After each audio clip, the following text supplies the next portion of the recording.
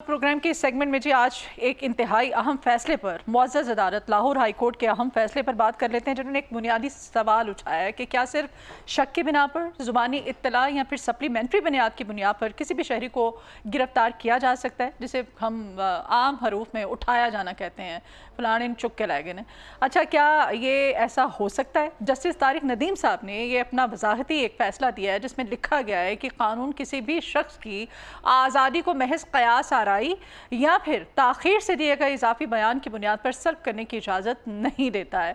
आज हम इसी निहायत अहम कानूनी पेशरफ पर गुफ्तगू करेंगे। सप्लीमेंट्री बयान की कानूनी हैसियत क्या है, पुलिस के इख्तियारात की हदूद कहाँ तक हैं, शहरियों के बुनियादी हकूक़ का तहफ़्फ़ुज़ कैसे मुमकिन है, और क्या ये फ़ैसला आइंदा मुक़दमात में एक नई कानूनी मिसाल साबित होगा। मुअज़्ज़ज़ अदालत का ये फ़ैसला, इस पर बात करने के लिए हमारे साथ मारूफ माहिर कानून जनाब ज़ाहिद जावेद भट्ट साहब हमारे साथ मौजूद हैं। भट्ट साहब, वेलकम करते हैं आपको। अस्सलाम वालेकुम। कैसे आप? वालेकुम अस्सलाम। अल्हम्दुलिल्लाह। सर, ये लाहौर हाई कोर्ट का फ़ैसला, अब पुलिस थोड़ी कंट्रोल में आएगी? वो जो चुक के रह जाने वाला, मतलब कि एक कॉल पे किसी को भी या फिर कुछ ले दे के किसी को भी उठवा लो, ये मामला सही हो जाएंगे?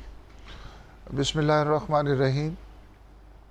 जहाँ तक आपने कहा कि पुलिस को कंट्रोल करना और पुलिस कंट्रोल हो जाएगी, इसके लिए 2002 में जब मुशर्रफ साहब का दौर था तो पुलिस आर्डर 2002 आया था। उसमें बेसिकली यही मामला थे कि पुलिस का बहुत ज़्यादा इख्तियारात वो उनके पास चले गए थे और वो जो मर्ज़ी जैसे मर्ज़ी मतलब लोगों के साथ मतलब करते थे, ज़्यादतियाँ करते थे। तो वो जो पुलिस ऑर्डर 2002 आया उसमें पुलिस के ऊपर जो है ना वो एक कदगन लगाई गई और उनको कंट्रोल में रखने के लिए, उनको जो उनका निज़ाम दुरुस्त करने के लिए ये ऑर्डर आया। अच्छा। जिसमें अगर कोई पुलिस वाला या कोई पुलिस ऑफिसर किसी शहरी के साथ ज़्यादती करता है या जो उसको बाकायदा एक कानून का तरीक़ाकार दिया गया है FIR दर्ज होने के बाद जो उसकी तफ्तीश वगैरह है उसमें वो अगर कोई ख़राबियाँ पैदा करता है तो उसके खिलाफ जो है ना कानूनी कार्रवाई हो सकती है किसी भी पुलिस ऑफिसर के खिलाफ, बगैर वारंट के। हाँ, बगैर वारंट हो या किसी को उठाना हो, हाँ, या किसी के साथ ज्यादती हो या किसी के घर में दाखिल हो जाना हो, ये सारी पुलिस के जो नाजायज़ इख्तियारात थे ना वो पुलिस ने हासिल कर रखे थे। तो उसके लिए फिर पुलिस ऑर्डर 2002 आया जिसमें उनको इस बात की कदगन लगाएगी कि आप अपनी लिमिट के अंदर रह के अपने हदूद के अंदर ये काम कर सकते हैं, इससे ज़्यादा तजावुज़ नहीं कर सकते। तो ये मामला उस वक़्त कंट्रोल हो गया।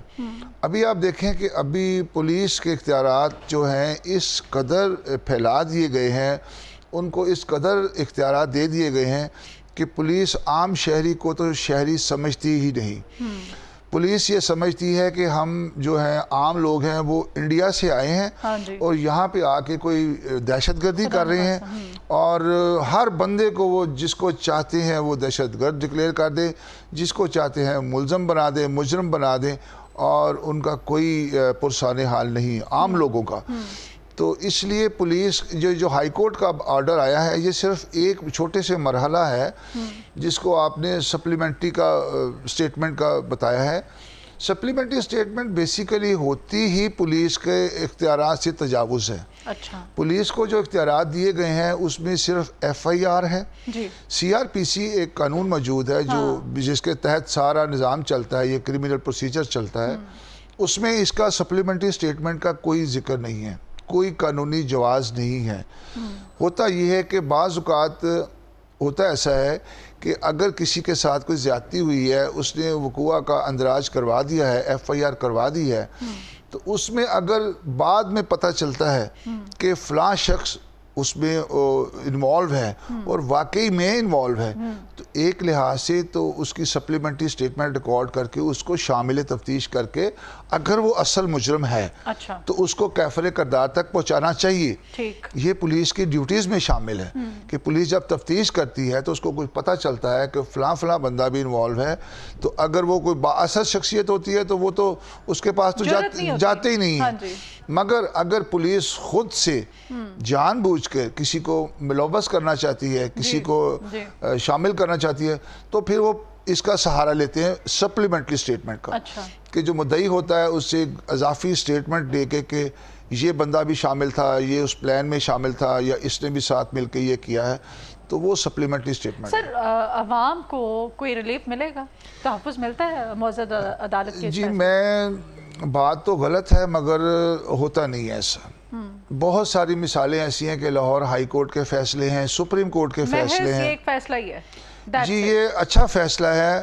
دیکھیں عدالتیں تو یہی کر سکتی ہیں نا، عدالتیں تو فیصلے ہی دے سکتی ہیں، اچھی ڈائریکشن دے سکتی ہیں۔ امپلیمنٹیشن کس نے کروانا ہے؟ امپلیمنٹیشن انتظامیہ نے کروانی ہوتی ہے، پولیس۔ انتظامیہ میں کون آ جاتا ہے؟ یہ پولیس ہے، سب سے پہلے تو پولیس ہے نا۔ پولیس کے لیے تو آرڈر آیا نا اس پہ، اگر پولیس ہی امپلیمنٹیشن نہیں کرتی ہے تو پھر کون ذمہ دار ہے؟ اس کے لیے پھر آ جا کے ہمارے پاس ہائی کورٹ ہی ایک سہارا رہ جاتا ہے جس میں ہم ریٹ پٹیشن میں چلے جاتے ہیں، یا مثال کے طور پہ ہم پولیس والوں کو ہی، یعنی کہ جو ہائی اپس ہیں ان کے ڈی ایس پی ہے، ایس پی ہے، ایس ایس پی ہے، اس کو درخواست دے دیتے ہیں کہ یہ تفتیش جو ہے صحیح نہیں ہو رہی ہے، میری تفتیش تبدیل کی جائے، یا میرے ساتھ ناانصافی ہو رہی ہے۔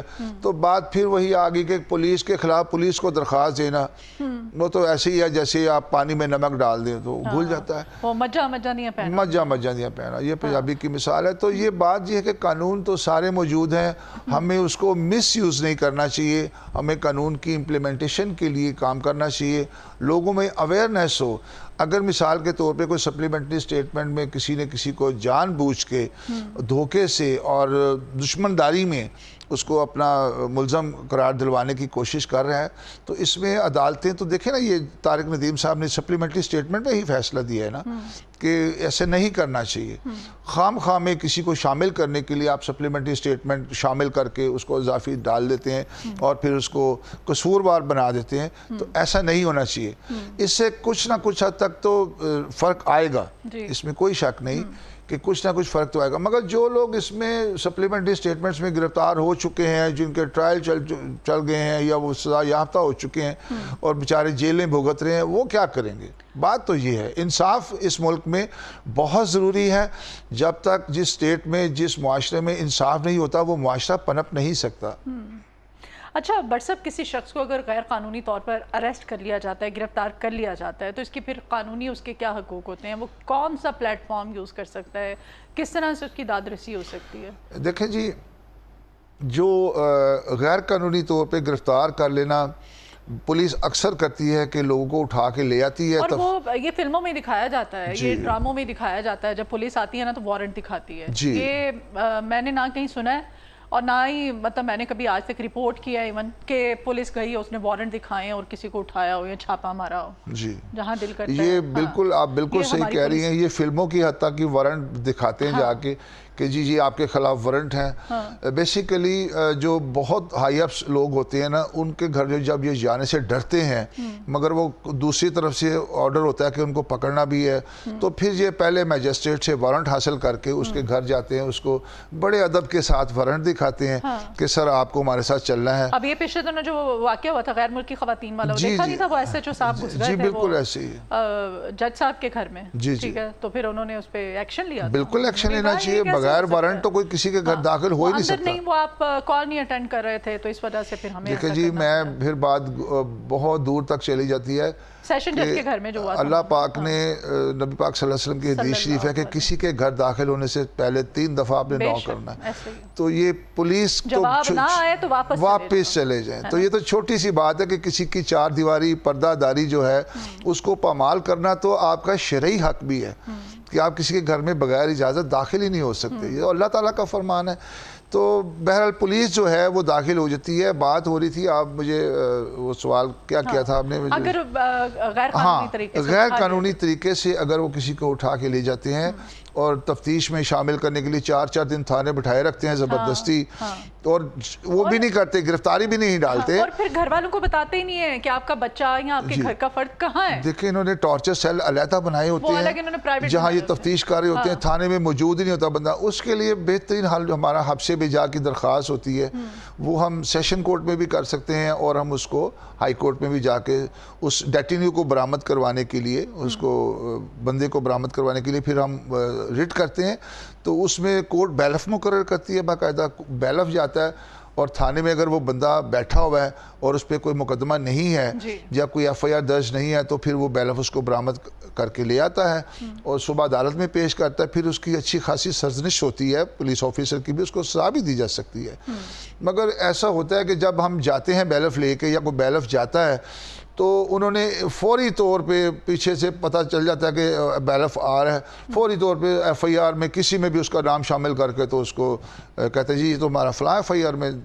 تو یہ سارا نظام اس طرح چل رہا ہے. ٹھیک ہے, مطلب پہلے سے طے شدہ ہوتا ہے, پہلے سے سارے سیٹل ہوتے ہیں. ظاہر کیا اس فیصلے سے جو جھوٹے مقدمات ہیں, اختیارات کا ناجائز استعمال ہے, پھر بار بار اگین اینڈ اگین وہی کویسچنز ہیں کہ ان میں کمی آئے گی, اور وہ اس کا جواب یہی ہے کہ صورتحال بہتر ہوتی ہوئی نظر نہیں آ رہی, کیا کہیں گے؟